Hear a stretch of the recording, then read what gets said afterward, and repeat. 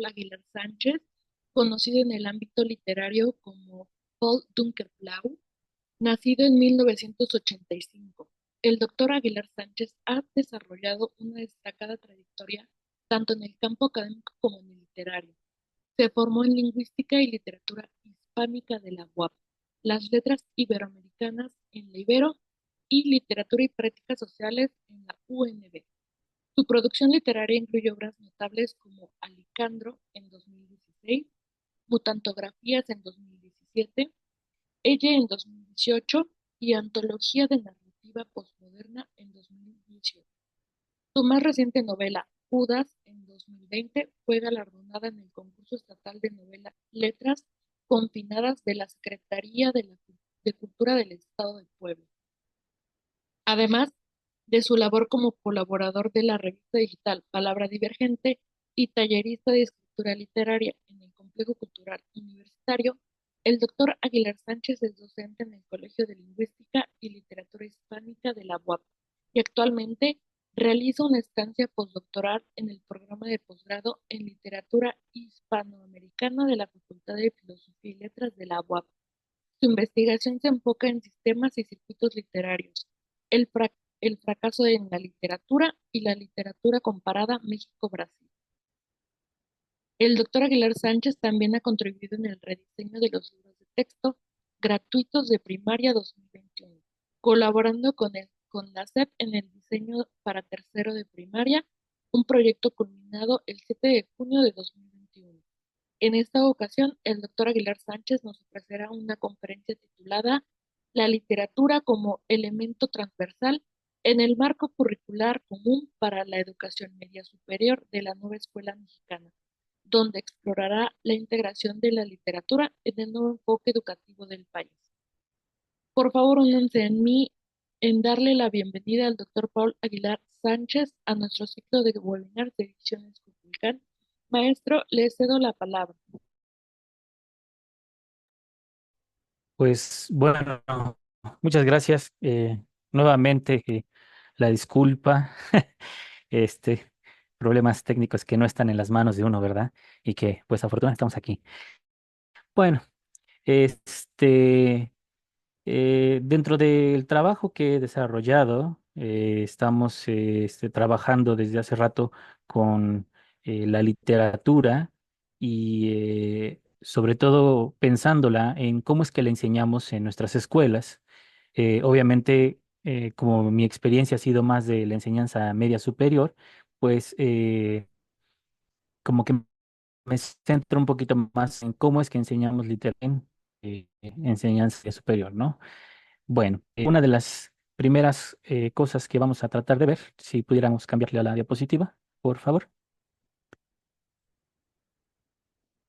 que, bueno, lo primero que notamos cuando nosotros recibimos nuestros documentos de la nueva escuela mexicana, pues viene una parte súper interesante, que es como la parte crítica que se le hace al modelo por competencias, ¿no? Ese modelo que teníamos antes de la llegada de lo que hoy conocemos como la cuarta transformación, ¿no es cierto? Que aunque pueda gustarnos o no el nombre o según nuestras filiaciones políticas que tengamos, pues al final de cuentas hay una visión totalmente distinta en este sentido, ¿no? De los modelos educativos. ¿Le podemos pasar a la siguiente, por favor? Como ustedes saben, compañeros, el modelo por competencias, pues parecía bueno. Sin embargo, cuando hacíamos la revisión un poquito con más detalle, podíamos ver que en términos generales lo que esperaba de nosotros era que fuéramos como reproductores de cierto estatus, ¿no? O de ciertos modos o dinámicas sociales que no eran tan buenas para nuestros alumnos, puesto que los colocaban en una situación, yo digo, de desventaja, puesto que esperaba de ellos, pues que incluyeran en la sociedad como mano de obra, ¿no? O sea, no es malo ser mano de obra, todos lo somos, nosotros incluso como docentes somos obreros de la docencia, este, pero no requería más de eso. en nuestros alumnos, ¿no? Entonces, toda esta parte que se decía el modelo anterior sobre que íbamos a formar alumnos críticos y todo eso, pues realmente se quedaba solo en el discurso. ¿Por qué se quedaba en el discurso? Bueno, pues porque presentaba estos 8 problemas que aparecen precisamente en, en los documentos que ahora tenemos de la nueva escuela mexicana, las progresiones, y vemos que había descontextualización, y esa descontextualización estaba basada en que la visión que teníamos de la educación era siempre pensando en un horizonte lejos de aquí, ¿no? O sea, lo que llamamos la occidentalización. ¿Quiénes eran nuestros referentes? Pues siempre estaban en Europa, siempre estaban en Estados Unidos. De ahí copiábamos modelos, ideas, pero pues obviamente eh, la descontextualización está en que las realidades sociales de allá no son nada semejantes a las que tenemos en Latinoamérica, mucho menos en nuestro país y mucho menos pensando eh, en la ruralidad de nuestro país, ¿no? O sea, estaban totalmente desconectadas esas propuestas. Además de que la visión era meramente informativa, acumulativa y memorística. En este sentido, eh, pese a que habíamos tenido en la década de los 60, ¿no? La crítica de Paulo Freire hacia la educación bancaria, pues parecía ser que no habíamos aprendido nada y estábamos repitiendo, ¿no? La educación bancaria, solamente teníamos a nuestros alumnos como los depositarios, ¿no? De la información, la acumulaban ahí, pero pues realmente no tenía ninguna dinámica esa información, no se podía hacer nada con ella y se volvía solamente funcional en el sentido de que servía para específicas cosas, ¿no? Por ejemplo, si iba yo a entrar a la universidad, pues la información servía específicamente para eso, ¿no? Pero no había la formación de seres críticos. Aquí le puse en ¿cómo se llama? En esta palabra memorístico un asterisco porque recuerden que en algún momento se llegó a criticar la educación a través de la memoria. eh, y había una razón cierta en este problema de la memoria, puesto que nos convertía solamente en agentes que repetíamos, ¿no? Digamos, como hacia el infinito, como si ahorita en la actualidad estuviéramos observando un video en el Instagram, en el TikTok, etcétera, ¿no? O sea, es una cosa que se está reproduciendo ahí constantemente, ¿no? Y realmente no iba más allá. Sin embargo, también es importante decir que lo memorístico difiere de la memoria en sí, porque la memoria es importante para el desarrollo cognitivo de nuestros alumnos. Las tablas de multiplicar tienen una función y son aprendidas a través de la memoria, ¿no? O sea, había cosas que necesitaban de la memoria o del aprendizaje memorístico. Además de que cuando se hace la crítica al aprendizaje a través de la memoria o del aprendizaje memorístico, se elimina sutilmente el lazo que tenemos con la historia. Y eso pues hacía como más franca eh, el hecho de perder la conciencia histórica que tenemos como pueblo, ¿no? Entonces, si no hay memoria, no hay conciencia histórica y por lo tanto pues tampoco podemos transformar nuestras realidades, ¿no? Entonces, si nos pedían en esos otros eh, en nuestros contextos áulicos, eh, transformar de algún modo o ayudar a la transformación de algún modo de la realidad de nuestros alumnos, pues no lo íbamos a conseguir, ¿no? Pues porque no había un anclaje histórico dado por la memoria. Eso nos lleva también al tema de la globalización. Ujú.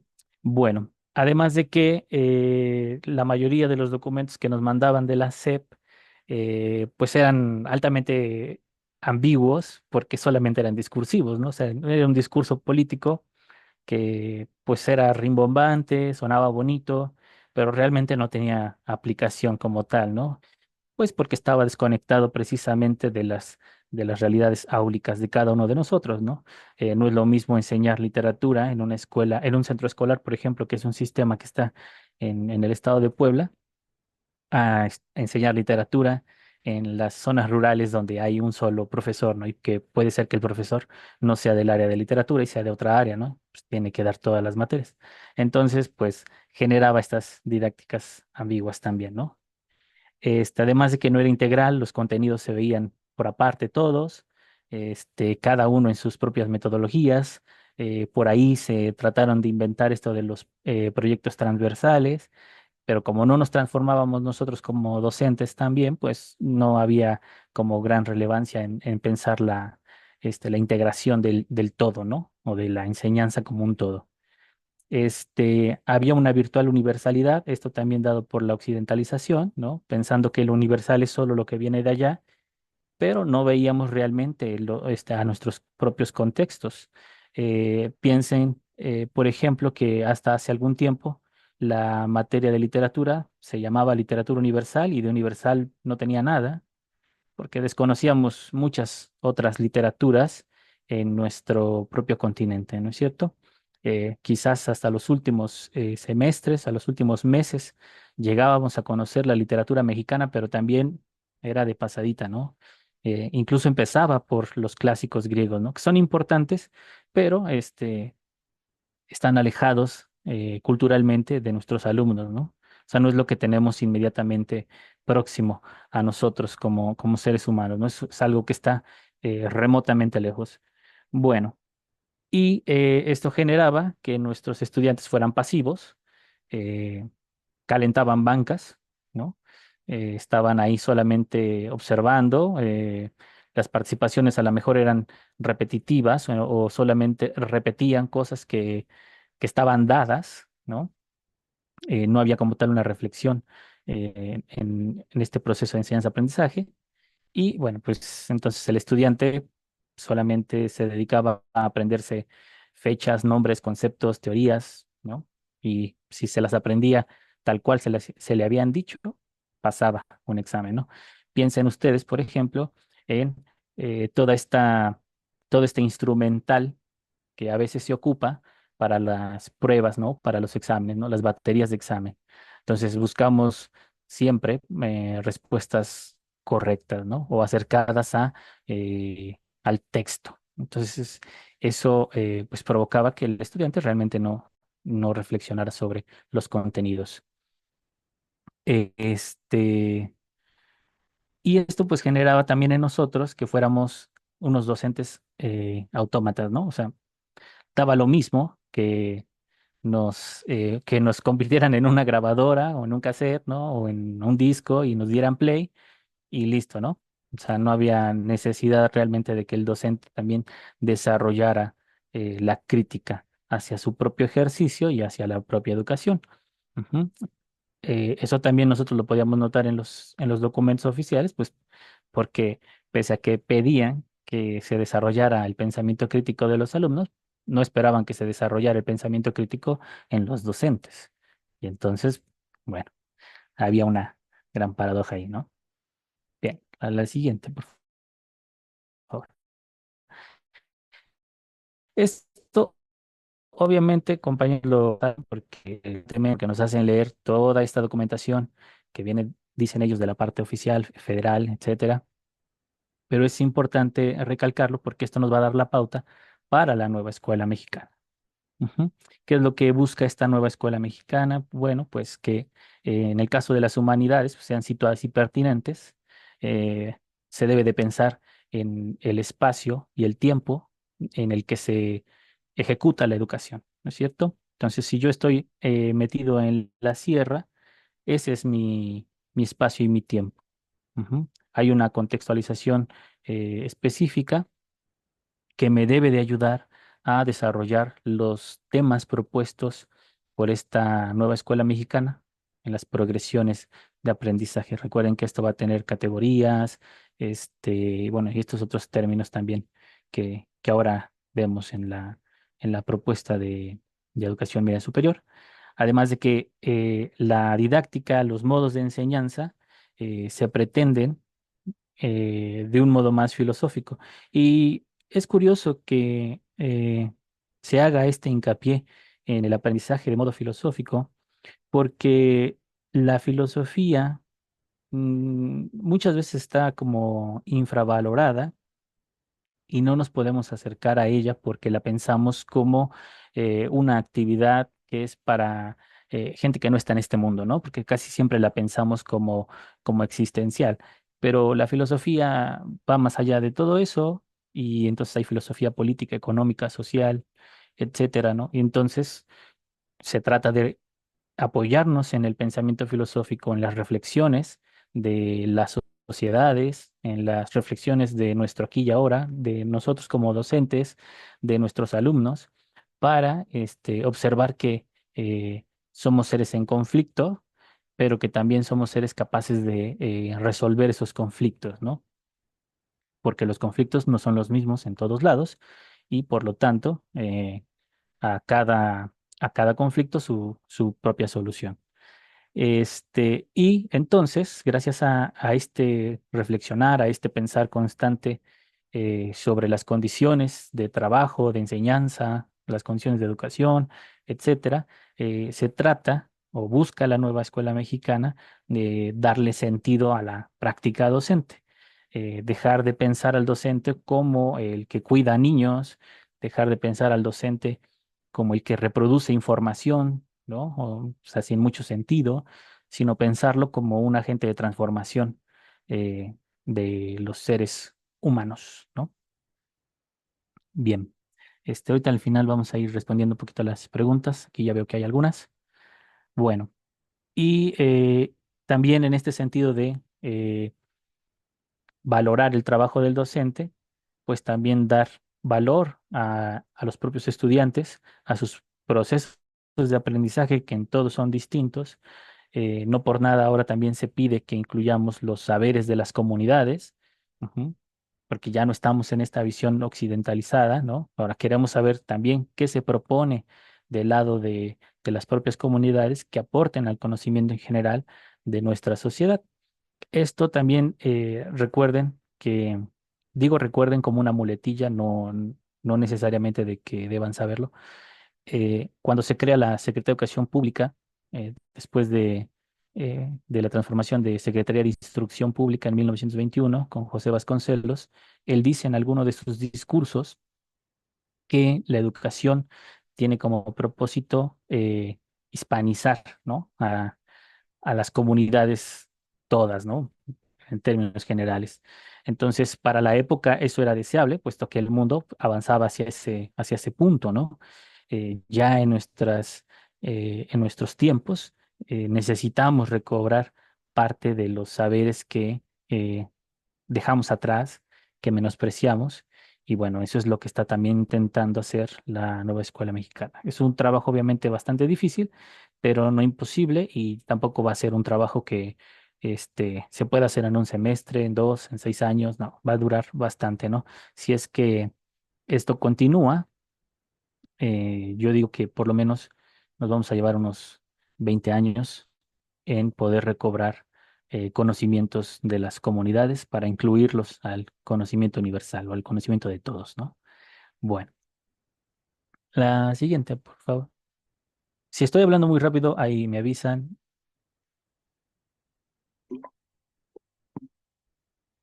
Bueno, este mapita ustedes lo conocen muy bien, ¿no? Lo estamos trabajando desde hace un buen tiempo, ya tiene más de un año, me parece, o más de 2 años. Estamos trabajando con este mapita que trata de mostrarnos cómo es que se va a construir el conocimiento en la educación media superior, ¿no? Y esto es, me parece, ¿no? Un algo que debemos estar muy conscientes de cómo funciona para entonces saber cómo trabajarlo en nuestras escuelas. Porque según los propios textos que nos manda la Secretaría, vemos que el centro de esto es el lenguaje y la comunicación, puesto que somos seres, ¿no? Seres humanos que hemos desarrollado sistemas complejos de comunicación, ujú, hemos creado signos, símbolos y constantemente estamos haciendo uso de ellos. Ujú. Entonces, a partir de la comunicación, a partir del lenguaje y la comunicación es que se construyen todos los saberes alrededor del ser humano. También ser claros en que la comunicación y el lenguaje, este, no es las lenguas en sí o la escritura en sí, sino que son sistemas de comunicación y que son múltiples, son variados, son diversos y no hay uno solo. Entonces, es algo que también debemos de tomar en cuenta cuando pensemos nuestras sesiones. Bueno, de ahí han dividido en tres áreas, ¿no? Luego de salir de la parte comunicativa y del lenguaje, pasamos al pensamiento matemático, a la conciencia histórica y a la cultura digital, en el sentido de que estas serían como otras herramientas para poder ir construyendo un pensamiento integral. Ujú. Si ustedes ven, por ejemplo, en el pensamiento matemático y de la conciencia histórica, pues nos van llevando poco a poco hacia las ciencias sociales. Ahora, esto, muy a pesar de que se vea solo de ese lado, no lo piensen como limitante, sino traten de pensarlo más como una red, ¿no? Entonces, apunta más hacia allá, pero también tiene lazos con las ciencias naturales, experimentales y las tecnologías, ¿no? Claro que es una forma de pensarlo esquemáticamente, ¿no? Obviamente, las representaciones gráficas no son suficientes para plantear el pensamiento, ¿no? O las ideas como tales, ¿no? Siempre se quedan cortas.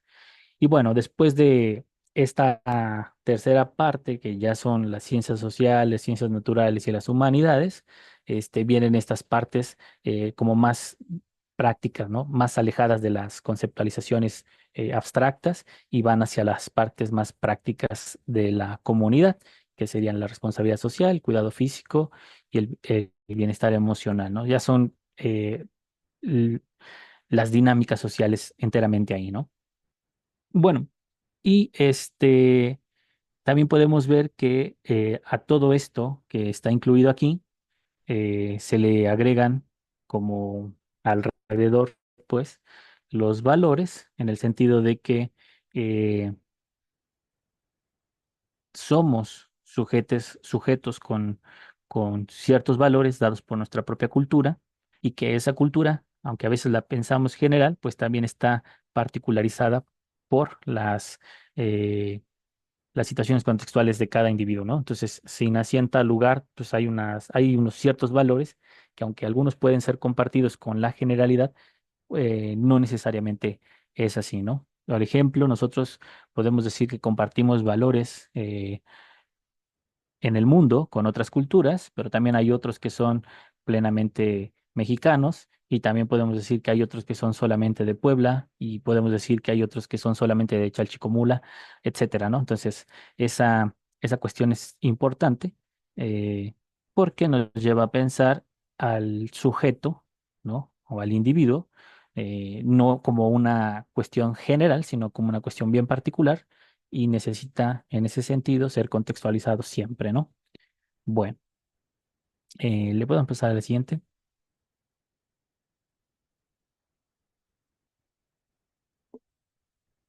Ahora sí, vamos a la parte de la literatura. Lo anterior, obviamente ustedes lo ven en sus consejos técnicos, ¿no? Eh, Ustedes pueden notar la gran diferencia que hay entre la propuesta del marco curricular de el modelo anterior, ¿no? Donde está dividido precisamente por materias. Y aquí, en este nuevo modelo, lo que nos dice es, bueno, no pensemos tanto en las cosas como materias, sino como áreas, ¿no? De conocimiento, etcétera. Entonces, en la cuestión de las humanidades, no solamente es hablar de filosofía, de literatura, también vamos a tener que hablar de artes, o sea, de otras artes, porque la literatura es un arte y también pensar en que estas están fundadas o fundamentadas en sistemas de comunicación o en lenguas, lenguajes, etcétera, ¿no? O sea, pensarlo de una forma un poco más amplia. Esto también es interesante y destacable porque muchas veces en los consejos técnicos, cuando no alcanzamos a comprender algo, lo que buscamos es empatarlo con algo del pasado, ¿no? Y eso, en este modelo, sería un error. No se trata de pensar que es lo mismo, pero con nuevos nombres, sino sí de pensarlo como algo distinto. Y eso exige mucho de nosotros, adentrarnos en los textos teóricos que nos manda la propia Secretaría para poder entender la propuesta y nuestros objetivos como educadores. Ujú. Eh, estos acuerdos que salieron, ¿se acuerdan ustedes del 477 y no me acuerdo qué tantas cosas que hablaban de competencias docentes, competencias ta? Bueno, eh, algunas de esas cosas se retoman en este nuevo modelo, pero la intención es que pensemos de modo distinto también nosotros, ¿no? O sea, sí exige mucho una actualización verdadera de nosotros como docentes.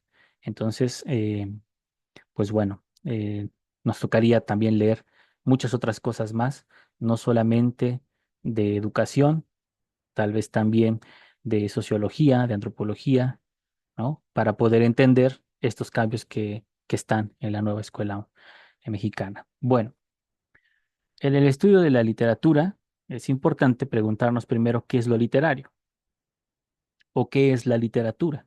Ujú. Esta pregunta es una pregunta que eh, no se puede responder fácilmente, ¿no? Como ustedes saben, pero tampoco puede ser respondida si no nos dedicamos enteramente al estudio de la literatura, al estudio de la literatura, no, digamos, como especialistas del área, sino como lectores. Ujú. Entonces, es curioso porque me ha tocado ver que en algunas escuelas, algunas, pues porque la realidad de la escuela así lo exige, y en otras, pues porque hay alguien que así lo indica, ¿no? Se ponen a algunos docentes que les gusta leer como docentes de literatura. Bien, se podría conseguir algo, claro, pero me parece que estamos en el momento en el que las disciplinas sean dadas por la gente del área o la gente especializada.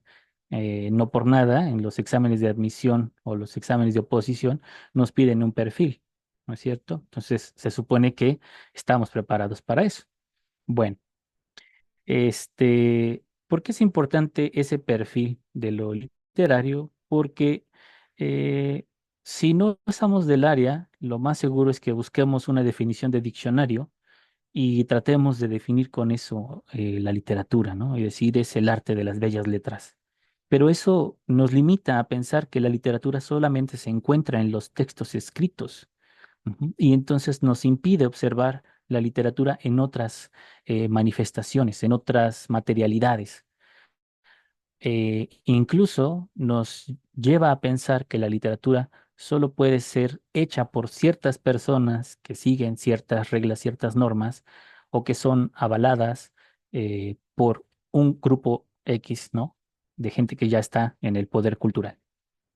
Entonces, no podemos observar de ese modo la literatura, puesto que nuestros alumnos son sujetos también literarios. ¿En qué sentido?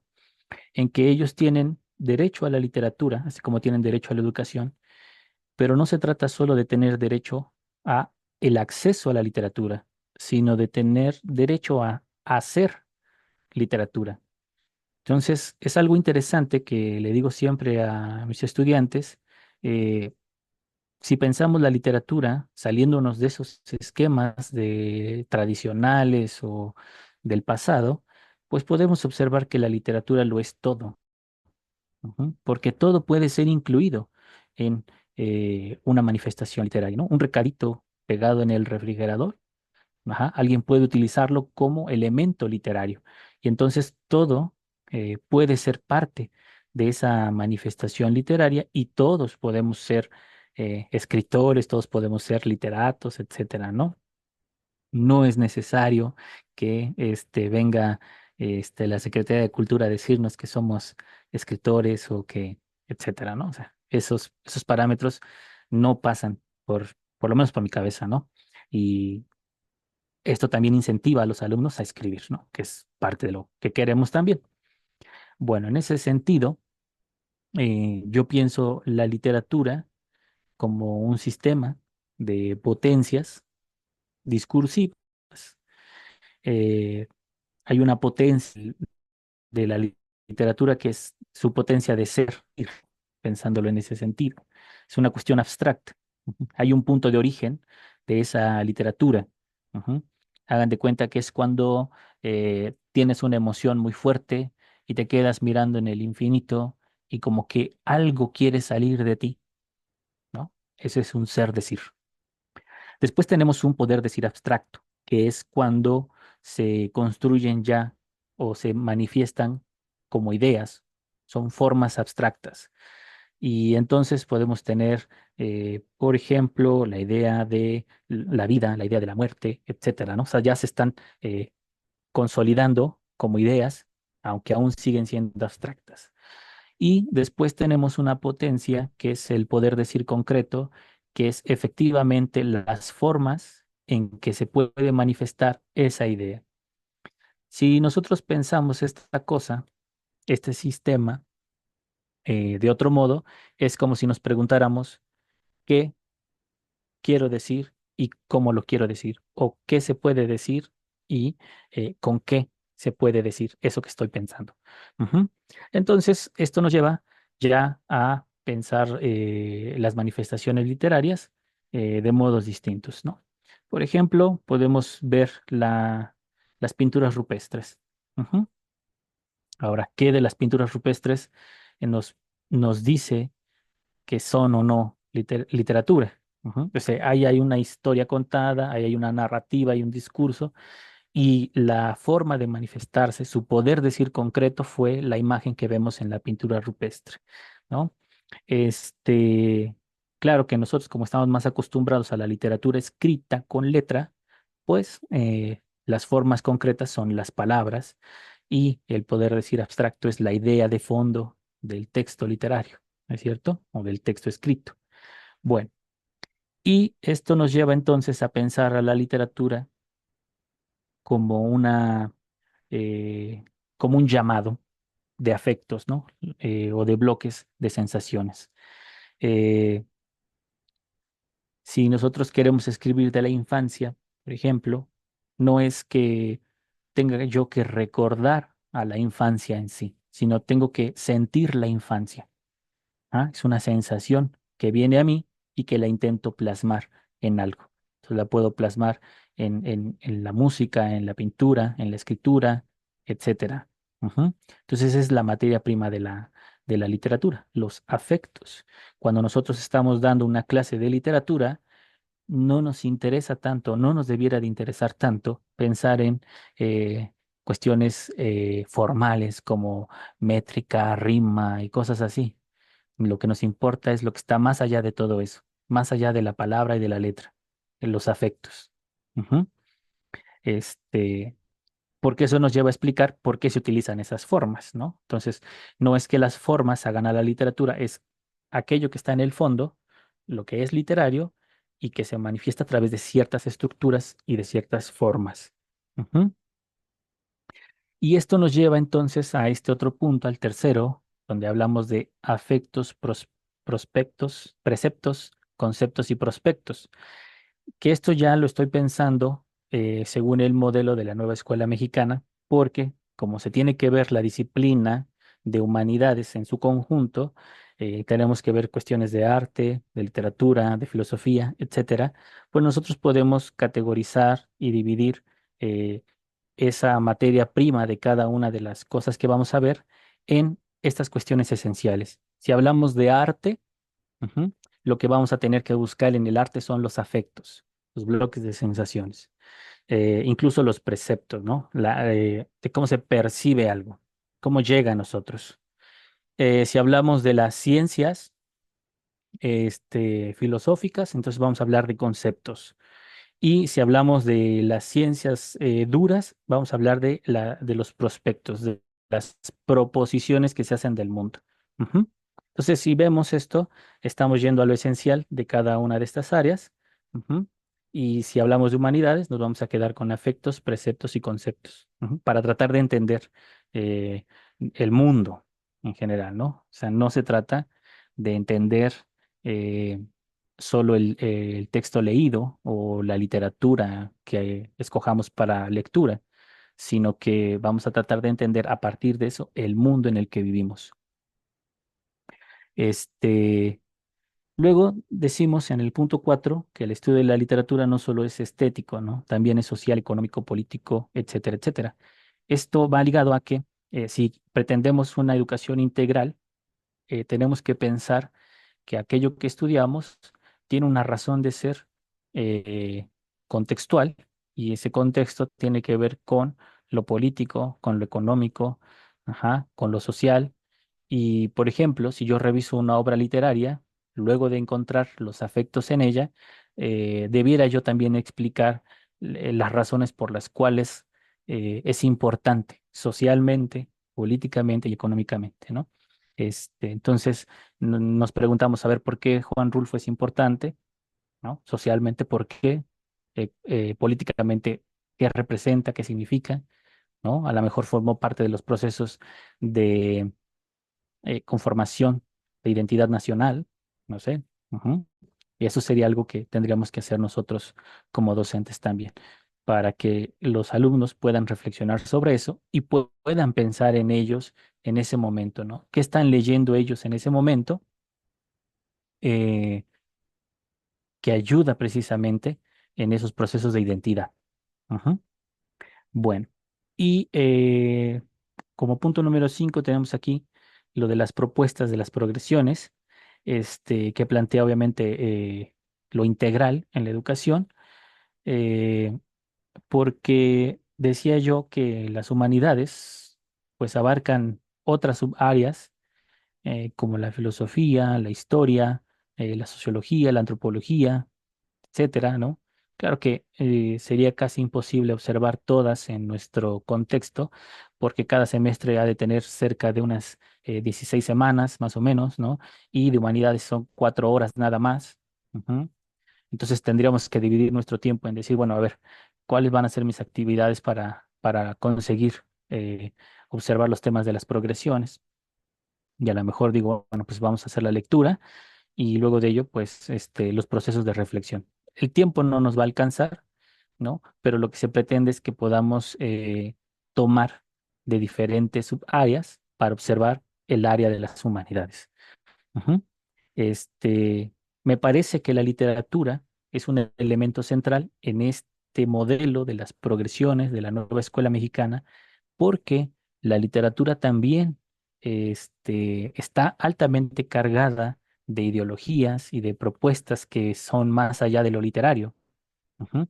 Pensemos en Julio Verne y hacia unas propuestas que se ligan a las ciencias y entonces podríamos estar haciendo esa parte de la transversalidad que ya nos pide este nuevo modelo.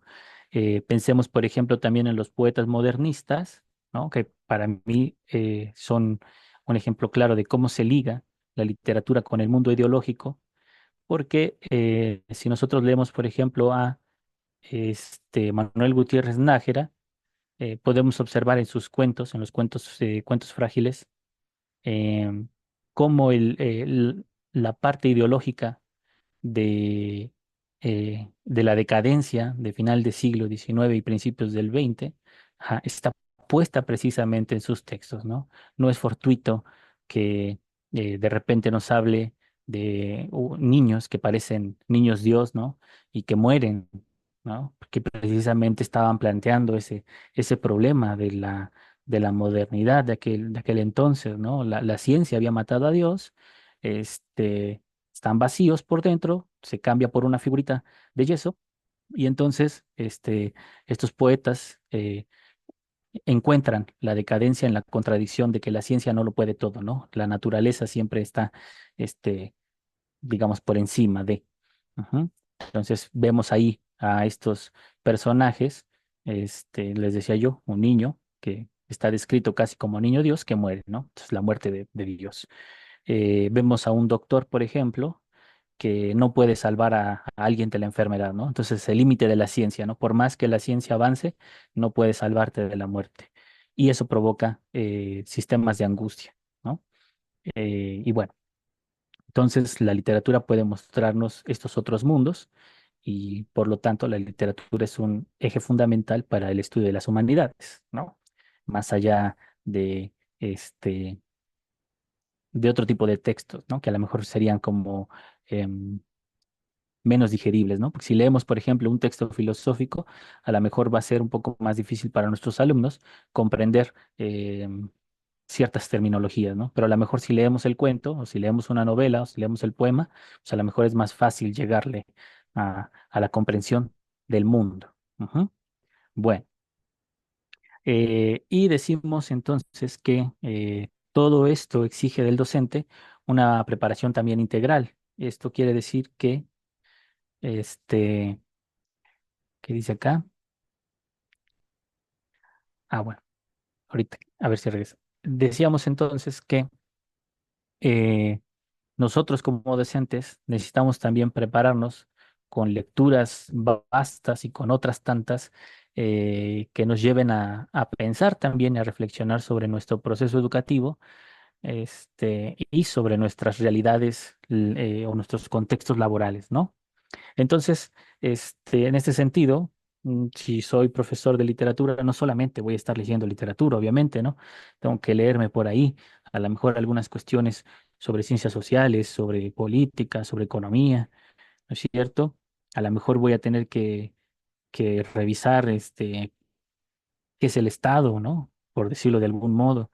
Es decir, necesitamos adentrarnos en otras áreas para poder también comprender las materias que nosotros vamos a tener en nuestras escuelas, ¿no?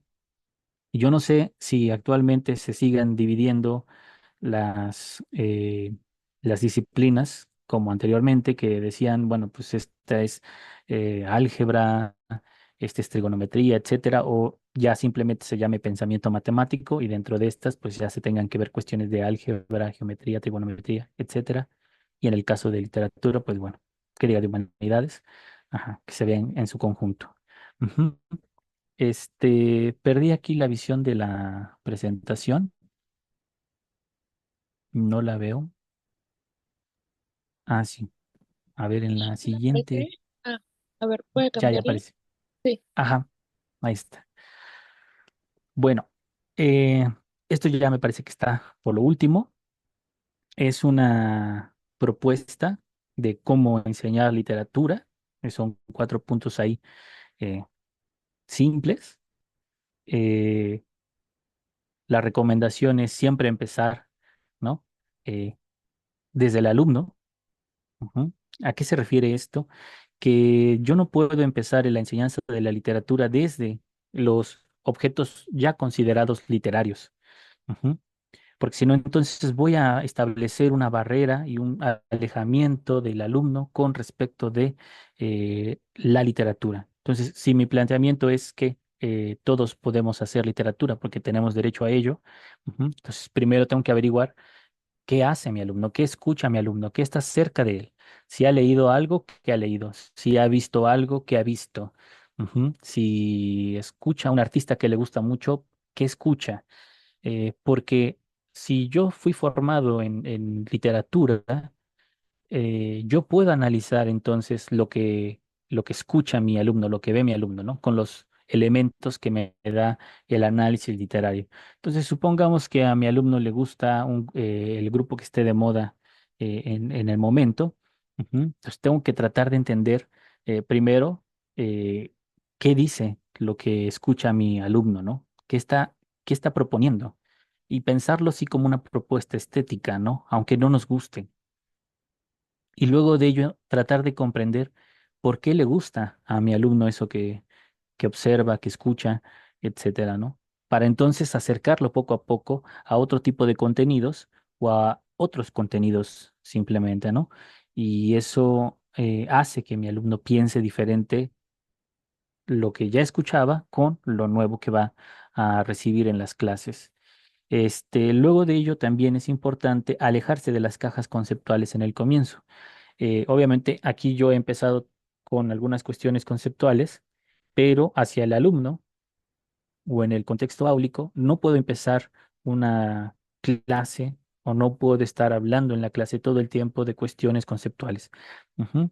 Es decir, si voy a ver un poema, eh, yo no empezaría la clase diciendo métrica, rima, etcétera, ¿no? O sea, primero viene la experiencia estética del alumno y entonces, luego de tener esa experiencia, ya puedo entrar a las cuestiones formales o de contenido y decir, bueno, mira lo interesante que presenta este poema, que está construido de tal o cual modo. Ujú. Incluso en un ejercicio que hicimos en la propia Facultad de Filosofía y Letras, con mis alumnitos de didáctica de la literatura, eh, les preguntaba sobre algunos temas que son comunes al ser humano. Ujú. Y entonces por ahí alguien dijo, ¿no? El amor es un tema común al ser humano. Y dije, perfecto, ¿no? Porque yo quería que llegáramos a ese punto. Estaba yo dirigiendo el pensamiento de mis alumnos para que dijeran específicamente eso, ¿no? Y luego de ello, cuando hablamos del amor, dije, bueno, ¿qué podemos decir del amor? ¿Qué ideas tienen de ello, etcétera, ¿no? Entonces, dentro de lo que fueron diciendo, apareció por ahí la palabra dolor. Listo. Entonces, yo ya tengo otro elemento que me puede ayudar para la construcción o el desarrollo de la clase. Ujú. Y pasé directamente a los ejemplos, dos poemas, uno de Rafael de León y otro de García Lorca. Ujú. Bueno, todo esto está siendo dirigido obviamente por el profesor. Si no aparecía la palabra dolor, obviamente la iba yo a poner, ¿no? Y la iba a hacer pasar como que ellos la dijeron, para después llevarlos precisamente a la lectura de esos poemas, para que ellos observaran ese dolor, esa sensación de dolor en el amor, expresada o puesta estéticamente en los poemas que les proponía. Ujú. Y luego de ello, entonces ya podía yo pasar a las cuestiones conceptuales de métrica, de rima, de estructura, etcétera, ¿no? Incluso de las palabras, de explicar por qué copia las formas de hablar coloquial y no formas más como estándar, ¿no? Entonces eso también ya nos lleva a explicar cuestiones sociales del propio poema, en ambos casos. Incluso resaltaría, ¿no? En el caso de ambos poetas, ¿no? Porque le están hablando a una mujer y estos dos poetas eran pareja, ¿no? Entonces es importante ver cómo el poeta puede escribir cualquier tema sin importar sus preferencias, ¿no? Y presentarse él en el poema como un yo lírico masculino que le habla a un tú femenino, ¿no? O sea, ¿cómo se logra hacer eso incluso, ¿no? Porque nuestros alumnos, a veces cuando les pedimos que escriban algo, como sus referencias más cercanas son la gente que tiene alrededor, pues luego no quieren escribir porque sienten que si dicen algo de la persona, eh, pues como está junto, se puede enojar o le pueden hacer algún tipo de burla, etcétera. Entonces, para evitar eso, mostrar esto, que el poeta puede ser otra persona cuando escribe, ¿no? Entonces, eso también es interesante. Bueno, también es importante primar sobre la experiencia de las humanidades. Eh, Hay que leer las cosas, ¿no? Entenderlas, sentirlas. Ujú. Así sea un texto filosófico, ¿no? También hay que pensarlo y sentirlo. No sé si ustedes recuerden estos memes que de repente salen donde al torero le pincha el toro, ¿no? Y abajo le ponen letritas que dice, no te preocupes porque el arte no duele, ¿no? Como es arte no le duele o alguna cosa así dice. Bueno, ahí lo que quiero destacar es que no hay conexión entre el discurso que está bajito de que el arte no duele con la imagen del toro pinchándole, ¿no? ¿Por qué? Pues porque tenemos dentro de las manifestaciones literarias, artísticas, a un montón de gente, de artistas, ¿no? Que escribieron en el culmen del dolor. Entonces el arte duele, por supuesto, es un arte sensible. Ujú. Este, Quizá a lo mejor para no caer en la promoción del suicidio, pues a lo mejor no digo cuántos poetas se suicidaron, ¿no? Pero el arte duele. Entonces, en ese sentido, pues es importante que nosotros consigamos que nuestros alumnos sientan lo que leen, ¿no? Que no sea una cosa que vi solamente por obligación. Y eh, por eso es necesario que nosotros, cuando presentemos un texto a nuestros alumnos, ese texto ya lo hayamos leído nosotros. Ujú. Porque nosotros somos como el punto de referencia para ellos, ¿no? Tratar de incluso de leerlo, ¿no? Darle las entonaciones adecuadas para que se pueda entender. Incluso si es una canción, por ejemplo, ¿no? O si el alumno lleva de muestra una canción, bueno, a ver qué se siente con esa canción. Esto incluso nosotros podríamos poner de ejemplo cuando estamos con los amigos ahí, tomando alguna cosa, ¿no es cierto? Y ponen de fondo una canción que nos duele y hasta la cantamos con el alma. Bueno, eso es la experiencia, de las humanidades, la experiencia estética que queremos lograr también en los alumnos. Y bueno, al final de todo esto, de estos procesos, ya podemos entonces teorizar la cosa, ¿no? Y decir, ah, bueno, mira, esta, este cuento se construyó a partir de esta estructura narrativa, ¿no? Por eso se llama cuento. Y esto se llama relato porque no tiene lo mismo que el cuento, no pasa por las mismas, los mismos estadios progresivos, y como no tiene eso, pues solamente es un relato, ¿no? Este, o es novela porque así se llamó o así le puso fulanito, etcétera. Ya entramos a esas partes conceptuales que eh, no son tan relevantes en este nuevo modelo. Ujú.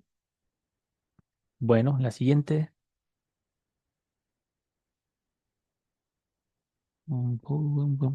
Ah, mira. Sí, sí, sí. Y ahí termina. Bueno, nada más agregar antes de que pasemos a las preguntas, este, que eh, es curioso que en este nuevo modelo ya se plantea este tipo de estudio, ¿no? Que es, digamos que le da la vuelta al modelo pasado, pero que ahora ya no se estudie la literatura solo como literatura. Ujú. Porque recuerdo haber pensado hace tiempo que la literatura se debiera ver en la educación media superior desde primero, o sea, todos los años. Del mismo modo en que se ven matemáticas los 3 años, del mismo modo se debieran haber visto este, m- materias de literatura, ¿no? Entonces, para que pudiéramos abarcar cuestiones artísticas, literarias. Sin embargo, pues bueno, ahora tenemos en primero, tercero y sexto semestre, según hasta donde tengo entendido, en las progresiones de humanidades, y ya no se ven solo como literatura, se tiene que ver en el conjunto de las humanidades, pero pues también es, es es bueno, ¿no? Entonces, eh, el modelo es bueno, el modelo es interesante, toca a nosotros también transformarnos para poder llevarlo a cabo, ¿no? Sé que hay contextos diferentes en cada uno de nosotros, que a veces no da tiempo incluso, que tenemos que entregar un montón de documentaciones que nadie va a leer, pero bueno, forma parte del trabajo y tenemos que hacerlo. Ok, bien, Y decimos es, acá. doctor. Pues mire, vamos a empezar entonces con la ronda de preguntas y respuestas, que ya tenemos algunas en el chat. Si gusta, yo las voy leyendo y ya usted nos va proporcionando una respuesta. La maestra Daniela Álvarez pregunta, ¿ahora se tendría que hacer un repaso o no de la literatura universal para lenguaje y comunicación? Eh, Hay una parte en los acuerdos, no recuerdo si es en este acuerdo de fecha 17 de agosto del 2022 o en algún otro, donde se habla ya de la autonomía, este, autonomía pedagógica, me parece que se llama, no recuerdo bien, donde al docente se le da la libertad de cátedra, en cierto sentido, ¿no? Claro, esto siempre es justificado. Y sí podemos hacer ese ajuste a nuestros planes para incluir dentro de lenguaje y comunicación cuestiones que tengan que ver con la literatura universal, ¿es cierto? Tenemos que pensar también la literatura universal eh, como una exploración, porque no porque algo se llame literatura universal, pues yo voy a hacer trabajos extras de ahora voy a investigar qué escribieron allá los chinos, los hindús, los mongoles, etcétera, ¿no? A lo mejor eh, no puedo hacer esa tarea, ¿no? Entonces voy a partir de siempre de lo que conozco para proponerlo en clase, pero también tengo que partir de lo que conocen mis alumnos, ¿no? Entonces es un juego ahí interesante. Sí les recomiendo de vez en cuando leer alguna cosa que no sea mexicana, este, y sin importar si es europea o si es de Estados Unidos, sobre todo porque nos enseña nos enseña cómo miran el mundo estas otras culturas y podemos encontrar las diferencias y eso también nos puede llevar a plantear las diferencias hacia adentro del aula. Están enlazadas las humanidades con la disciplina de lenguaje y comunicación. De hecho, no sé si ustedes han visto, pero a veces se pide que en estos contenidos transversales, pues digas, ah, bueno, ¿qué de lenguaje y comunicación voy a ver? A lo mejor pones la propuesta de la obra literaria, ¿no? Entonces están en el, digamos, como una actividad única para estas tres disciplinas, ¿no? Podemos ver lenguaje y comunicación, humanidades, pero a la vez es algo de la literatura, ¿no es cierto? Entonces, se puede hacer eso. Eh, También piensen lo que no se pretende que hagamos trabajos dobles por aquello del PMC, ¿no? Del plan de mejora continua y que luego te piden algunas actividades, etcétera. Es las mismas actividades que estás proponiendo en tu plan de trabajo, son las mismas que tienen que estar reflejadas en ese plan de mejora continua. En este de proyecto que se llama como Escuela, Comunidad y no sé qué, no me acuerdo bien del nombre. ¿Ah?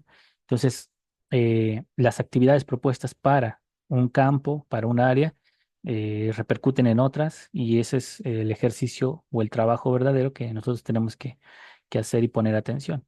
Escoger cuál actividad es la que nos lleva a esa parte integral, ¿no? No sé si por ahí voy resolviendo la pregunta o si solamente le di más vueltas. Ok, sí, yo espero que Está. haya quedado clara la respuesta a la pregunta de la maestra. De todas formas, los invitamos a todos los que tengan adicional preguntas o tema relacionado a lo que ya se comentó, nos hagan saber. El maestro Ramón pregunta, ¿cuál es la relación que dice sobre las humanidades y la experiencia estética literaria? Ok. Am, de entrada, ya decir que la propia literatura es parte de las humanidades, ¿no? Después decir que dentro de la literatura podemos encontrarnos planteamientos filosóficos. Solo que por el modo en que se presenta el pensamiento filosófico en las obras literarias, hablamos ya de una experiencia estética. La experiencia estética, en términos generales, es cómo yo percibo y vivo la experiencia de algo que me parece bello. Ajá. Y ahí bello, pues no es como tal algo fijo, ¿no? O sea, lo bello eh, no es lo bonito, lo bello es aquello que nos provoca las emociones en sí, ¿no? Incluso las emociones eh, pueden ser buenas, malas, ¿no? O sea, la experiencia estética es sentir, ¿no? Y en las humanidades y en el campo de la filosofía hay cosas que también debemos de sentir. Ujú. Y eso nos lleva a pensar filosóficamente. Ujú. El dolor, por ejemplo, me lleva a pensar también filosóficamente. La muerte, ¿no? Sentir el dolor de la muerte me lleva a pensar filosóficamente, quizás existencialmente, ¿no? Ujú. Entonces, es esa liga, esa unión que se hace entre literatura, experiencia estética y humanidades. Excelente. Muy bien. Tenemos Ah, sí, otra es cierto. pregunta. Sí, la maestra Iraíz comenta, nos dice que existe esta occidentalización en los inicios de la literatura. ¿Qué tipo de obras podemos presentar de México? Bueno, ahí la occidentalización la hemos heredado, ¿no? Desde que nos volvimos un pueblo independiente. Ujú. Porque los modelos estaban obviamente dirigidos a queremos ser como aquellos que están allá. Además de que queremos entrarle al mundo económico de ellos, porque dominaban el mundo, ¿no? Por eso tantas reglas que tuvimos que aprender, no por nada hasta la fecha. Hay gente que sigue empeñada en que la ortografía debe de regir la lengua y no la lengua. a la ortografía, etcétera, ¿no? Entonces, como ven la cosa al revés, bueno, eh, en el siglo XX, eh, cuando se crea la Secretaría de Educación Pública, obviamente se espera que haya también la creación de una identidad nacional diferente del siglo XIX. Y por eso es que empiezan a surgir las literaturas nacionales. Ujú. Fondo de Cultura Económica, ¿no? Más o menos por esos años se empieza también a hacer popular muchos textos que hablan de México, ¿m? A muchos autores mexicanos. Este, y estas propuestas, pues obviamente nos tienen que llevar a entender por qué somos el tipo de mexicanos los que nacimos en el siglo XX, distintos de los que están naciendo ahora en el siglo XXI. Bueno, dentro de las literaturas mexicanas, según el área que queramos explorar, pues tenemos diversos autores que nos pueden ayudar para que sea como ameno también o amena la experiencia estética en los alumnos, ¿no? Eh, Eso también lo define el gusto del profesor, porque el profesor es el que sugiere al final de cuentas los textos. Ujú. Si quieren ustedes darle un ojito ahí a Edmundo Valadez, a Elena Garro, a Rosario Castellanos, a a José Agustín, ujú, a José Emilio Pacheco, a Salvador Novo, el propio Manuel Gutiérrez Nájera, Manuel Paino, este, ¿quién otro anda por allí? Carlos Fuentes, por ejemplo, también, ¿no? Y les recomiendo los textos que son como cuentos, porque son un poquito más cortos y los podemos leer rápido también nosotros. Y si los ponemos en el aula, pues va a ser como más fácil explicarlos, ¿no? Pues si nos aventamos una novela, ahí va a estar canijo. Rulfo también, ajá, exactamente, Rulfo. Yo les recomiendo mucho, mucho, mucho, mucho Oficio de Tinieblas de Rosario Castellanos. Me parece que sí es de Rosario Castellanos, ¿no? Hay una cosa fenomenal en, en cómo se pelean los chamulas contra los cashlanes allá en Tapachula, o bueno, allá en Chiapas. No recuerdo bien el lugar, ¿no? Pero se les recomiendo mucho. Oficio de Tinieblas, ¿no? Perfecto, doctor. Ujú. También tenemos con continuación de la maestra Daniela dice, entonces usted nos recomienda pausar o no, sí es usar nuestras actividades en el PAEC, que es lo que comentaba, ¿no? El programa Aula Escuela Comunidad. Ah, sí, sí. Es el programa Aula Escuela Comunidad. Eh, Recuerden que lo que estamos tratando de hacer en esto es eh, tener los saberes de la comunidad para incluirlos a los saberes de la escuela y obviamente esto nos lo llevaría hacia la universalización de esos conocimientos, ¿no? A no dejarlos atrás. Bueno, eh, en algún punto de este plan, de este programa Aula Escuela Comunidad, eh, yo puedo integrar una actividad que tenga que ver con las humanidades. Les pongo un ejemplo. En la comunidad en la que trabajé, en el sur del estado de Puebla, en la región mixteca, en algún momento, por la curiosidad misma de la literatura, le pedí a mis alumnos que me contaran historias de la comunidad. Fue una plática cualquiera y salió de repente. Cuando empecé a escuchar las historias, quedé más interesado. Y entonces hice un proyecto. Para los chicos de primero, en ese entonces era taller de lectura y redacción, fue ve y pregunta con tus abuelitos, con tus papás, qué historias hay en el pueblo. Y las averiguaron. Con los de segundo año, que estaban en taller de lectura y redacción 3, les pedí que transcribieran esos relatos, ¿no? Entonces ahí estaba yo haciendo eso.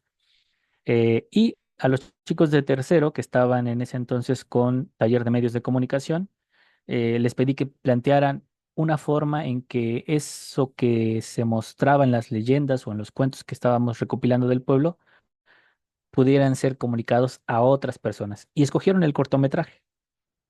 Y entonces hicimos un cortometraje, bueno, varios cortometrajes de historias del pueblo. Ujú. Bueno, ¿qué fue ahora con esta visión de la nueva escuela mexicana? Fue una actividad que bien pudo haber incluido en ese PAEC, ¿no? Entonces, tiene relación con los 3 años, tiene relación con literatura, con las propias humanidades, porque podía, llevarnos a reflexionar sobre las ideologías, las cosmovisiones del pueblo. Tiene relación con lenguaje y comunicación. Ujú. Y precisamente es un saber más allá de la escuela que se integra a la escuela. Ujú. Y hasta la fecha eso ha dado varios resultados. Ya los alumnos quedaron interesados en eso y empezaron a hacer el rescate histórico de su propia comunidad, ¿no? Ya lo lleva al punto de lo social. Muy bien. Continuamos, tenemos unas dos más preguntas. Tres. ¿Cómo impacta la literatura en el uso de las metáforas? Pregunta el profesor Santiago de la Cruz. Ok. Am, Desde mi punto de vista es al revés, ¿no? Las metáforas existen ya en nosotros como sociedad y las copiamos a la literatura. Ujú. Eh, los apodos son una metáfora, o parte de las metáforas, son analogías también. Este, Hablamos constantemente en metáforas, ¿no? Incluso piensen ustedes en términos o en algún argot médico, ¿no? Las enfermedades nos invaden y nos invaden es un término casi de guerra, ¿no? Entonces eso es una metáfora también. Entonces estamos en constante diálogo y comunicación en la vida cotidiana con metáforas y eso impacta hacia la literatura. Bueno, en términos generales, la metáfora es la unión de dos conceptos, de dos conceptualizaciones del mundo, ¿no? Entonces ponemos la idea de algo junto a la idea de otra cosa y nos da un nuevo significado. Casi, casi como lo que veíamos en las transliteraciones del mundo náhuatl, ¿no? Es decir, floricanto es una metáfora, ¿no? Que claro, como somos herederos también del mundo occidental, la pensamos como poesía, pero flor y canto es en sí una metaforización de algo, ¿no? Y poesía es algo como más directo. Ujú. También interesante ver que eh, algunas veces el lenguaje ya se está volviendo metafórico solo por cambiar estructuras, ¿no? No es lo mismo decir, aquí estoy retomando una conferencia de Borges, no es lo mismo decir el pasto verde, que tiene la estructura sintáctica normada, el pasto verde, artículo, sustantivo y adjetivo, a decir, por ejemplo, el verde pasto, ¿no? Entonces ahí, con el simple hecho de cambiar la estructura digamos, lo sujeto de esta estructura, ¿no? Ujú, cambiándola, ya estoy cayendo en el terreno de la metaforización. Ujú. Entonces, eh, la metáfora también nos ayuda a pensar de modos distintos el mundo. Ujú. Eh, y es curioso porque posiblemente nuestros alumnos no quieran tantas metáforas, no están en un mundo distinto del de nosotros. Esto es algo que le digo a los alumnos de la universidad. No es fortuito que aparezca un Maluma de repente, ¿no? Ese es el poeta maldito de la época. ¿Por qué? Pues porque viene de una época que eh, utilizó hasta el hastío un lenguaje que era hiper mega, ¿cómo llamarlo? Cursi. Ujú. Es decir, para los de la época no les parecía cursi, pero ya a las generaciones nuevas les parecía un lenguaje bastante cursi. Y de repente dicen, bueno, pues yo para qué quiero decir la cosa con tanta metáfora, mejor lo digo directo. Ujú. Entonces, estas otras manifestaciones son producto del tiempo. Sí, son importantes las metáforas, nos ayudan a entender el mundo de modo distinto, eh, pero también es cierto que a lo mejor a nuestros alumnos no les está interesando tanto si eso no es metáfora, ¿no? Desde mi punto de vista.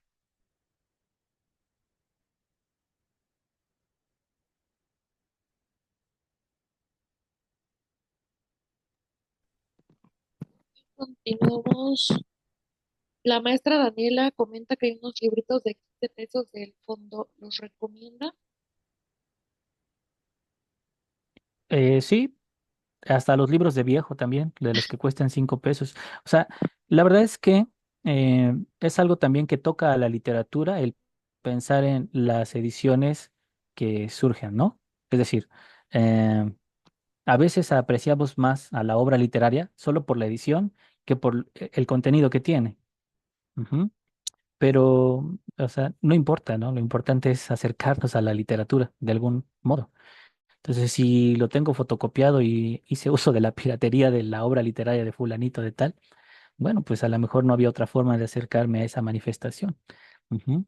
Pero sí, todas las ediciones son buenas. Claro. mm, Pregunta la maestra Otilia. A mis alumnos les gusta el terror. ¿Recomendaría usted a Edgar Allan Poe, Horacio Quiroga? Sí, me gusta a mí más Horacio Quiroga, pero sí, ¿no? Son como los dos que estarían padres de leer. De hecho, Horacio Quiroga sigue la propuesta de Edgar Allan Poe. Ujú. Digamos que es como querer ser como Edgar Allan Poe y hace que Horacio Quiroga escriba como escribe, ¿no? Claro. Conozco poco de literatura de terror, eh, también porque obviamente ha cambiado el concepto, ¿no? Por ejemplo, yo leí Frankenstein como una obra de terror. Entonces, bueno, ya ahorita cuando lo leemos decimos, bueno, no es tanto, ¿no? Sí, claro, se contó mal la historia, por decirlo. Ok. La maestra Alejandra comenta, soy especialista también en literatura. El tema es muy amplio y sería muy bueno tener otra sesión y aplicarlo que, y aplicar lo que plantea el doctor en una unidad de aprendizaje curricular. Es una propuesta. Así es, profesora, le comentamos que el doctor Paul será autor de Lenguaje y Comunicación 2 para el siguiente semestre y asimismo Humanidades. En Humanidades, vaya, ya tenemos cuentos y artículos científicos para que los alumnos lean los temas de diferentes prototipos textuales. Y bueno, me parece que ya serían todas las preguntas que están en el chat. Si alguien desea agregar una última, con todo gusto el doctor nos apoya para responder. O doctor, usted indíqueme si tiene algo más que agregar, una conclusión final para que demos por terminada esta sesión, por favor. Ujú. Bueno, pues creo que agregaría esta parte de, eh, no dejarnos vencer por, por las cosas que tenemos contextualmente en nuestras escuelas, ¿no? A veces es difícil, es duro esta parte que no siempre se relaciona con el oficio mismo de la docencia, las cuestiones administrativas, tediosas, ¿no? Que te piden casi, casi que planees minuto a minuto lo que vas a estar haciendo dentro de la escuela y eso obviamente multiplica tu trabajo para que lo lleves fuera de la escuela. Este, pero bueno, no dejarnos vencer por eso, tratar de hacerlo mejor. No todos los contextos son los mismos, no son iguales. Eh, Trabajé en la sierra, hay un empeño diferente, este, y eso me llevó también a decir que es importante no mentirle a nuestros alumnos, ¿no? Saber cuáles son nuestros límites. Entonces, si hay algo de lo que no puedo hablar en la clase, pues mejor ese tema no lo toco, ¿no? Y si de repente sale, pues sí ser sinceros y decirles, me rebasa el tema, ¿no? No puedo decir algo ahí. Porque, bueno, lo digo yo porque me tocaba dar álgebra, física, biología, química, y yo decía, bueno, ¿cómo le voy a hacer, no? Dije, bueno, afortunadamente sé leer, pero pues voy a tener que reaprender con mis alumnos, ¿no? Y eso nos coloca en una situación dispar, ¿no? Con otras escuelas. Entonces eso es importante también, tratar de hacerlo lo mejor. Les recomiendo mucho leer la obra de Paulo Freire, este, leer cuestiones de sociología con Bourdieu, ¿no? Hay algunos libros ahí también interesantes que hablan sobre la educación y también adentrarse mucho a los textos literarios, ¿no? Entonces sería como la recomendación final. Tenemos una pregunta por aquí, dice. Ah. Sí, el profesor Ramón comenta lo del link del registro. Justamente ya acabamos, ahora sí damos por terminada la videoconferencia que tuvimos con el doctor Pablo Aguilar Sánchez. Doctor, le agradecemos muchísimo su participación en este ciclo de webinars de Ediciones Coculicán. Esperamos que próximamente podamos contar con otras. sesión, ya que yo considero que fue muy enriquecedor pues todo lo comunicado en esta sesión. Y pues le agradecemos nuevamente en nombre del equipo de Ediciones Comunidad su participación, maestro. Muchas gracias. Y Gracias a todos ustedes por la paciencia, gracias por la invitación. sí, perfecto, doctor. Pues si me permite, vía chat les voy a copiar el link del registro precisamente para que es un formulario en el cual ustedes pueden llenarlo y así vía correo electrónico se les hace llegar su constancia. Esta videoconferencia fue grabada, entonces quien tuvo el tiempo contado y ya no pudo quedarse o mantenerse en toda la sesión, lo va a encontrar en el canal de YouTube en los próximos días para que puedan revivir pues, todo lo comentado en esta sesión y todo lo que nos comentó. También les recuerdo que tenemos la atención vía WhatsApp por si alguien tiene alguna duda en específico referente a cómo adquirir los libros con nuestra casa editorial. Les voy a copiar también nuevamente el número de WhatsApp. En redes sociales nos encuentran como Ediciones Cuculcán en Facebook e Instagram y pues por cualquier de los medios mencionados nos pueden ustedes contactar para darle seguimiento personalizado. Agradecemos nuevamente la participación, doctor Paul. Lo estimamos mucho y esperamos que, pues le repito, no tengamos nuevamente otra sesión con usted de otro tema o abundar un poquito más sobre lo que usted es especialista. Agradecemos a todos los participantes, a todos los docentes que se mantuvieron, que pues guardaron un poquito de calma y tuvieron la paciencia para que pues se lograra concluir esta sesión exitosamente. Les reitero mi agradecimiento a ustedes y pues eso sería todo de mi parte. Ahí está el link. Voy a dejarlo unos 5 minutos para que si alguien tiene algún problema con entrar, nos lo comunique por el chat. Y en caso de que no haya ninguna otra duda o algún otro tema que tocar, damos por terminada esta sesión. Les agradezco mucho su participación. Que tengan